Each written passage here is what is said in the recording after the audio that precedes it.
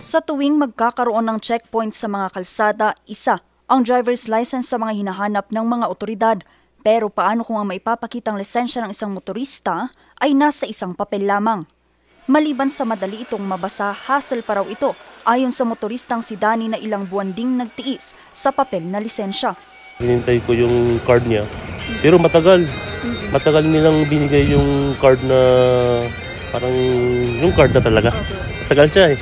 Siguro almost, basta matagal, hindi ko mga 3 buwan, gano'n siguro. Xerox na naman, siyempre mga UP yun, punit-punit. Xerox na naman, pagkatapos yun, kung may checkpoint, ko, tatanungin yung pulis, ko wala pa naman binibigay ng card. Siyempre, punta ka ng punta sa LTO, wala pa naman. Hanggang meron dumating na, yun.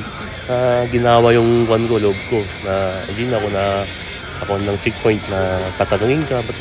Ang problemang ito hindi lang kinakaharap ng mga motorista kundi maging ng Baguio City Police Office. On the part of the Baguio City Police Office, yung nga pag naghuli kami at walang maipakita na talagang driver's license, pinapakita lang nila is papel. Ang challenge doon, may mga papel kasi, may mga pinapakita na medyo basa, hindi na nakikita. So, although we consider that, especially kung valid pa naman, hindi pa naman nag-expire.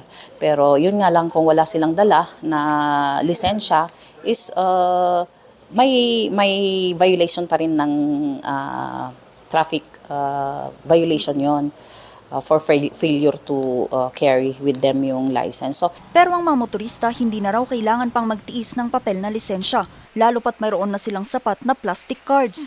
Ang problema, marami pa rin ang mga pinoprosesong PVC license ng LTO Baguio ang hindi pa nakukuha.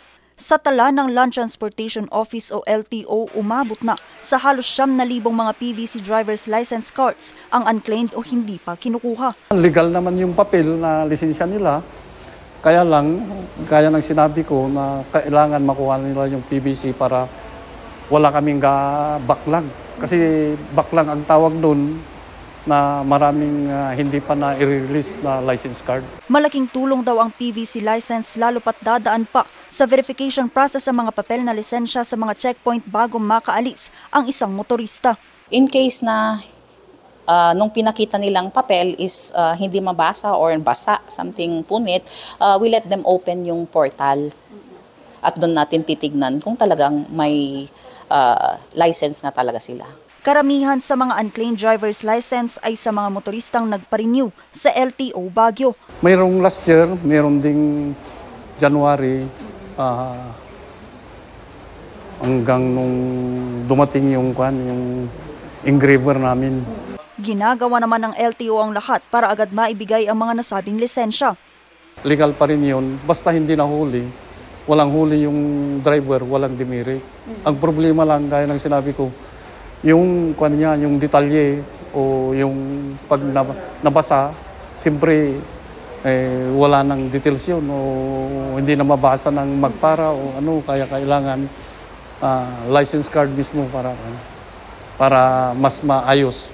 Sa mga nais kumuha ng kanilang lisensya, maaaring magpunta sa tanggapan ng LTO sa Porta Vagamol o sa LTO Pacdal Baguio Office. Maaari namang tignan ang portal ng LTO kung maaari nang kunin ang inyong lisensya o mag-antay lamang sa text message ng LTO. Paalala naman ng LTO na maaari nang gawing online ang renewal ng driver's license. Buksan lamang ang eGov.ph app at piliin ang NGA. Dito, pindutin ng LTO at piliin ang online driver's license application. Ibigay lang ang mga hinihinging impormasyon at pagkatapos nito, mamili kung for pick-up o through delivery ang inyong mga lisensya. Vanessa Bugtong, RNG News.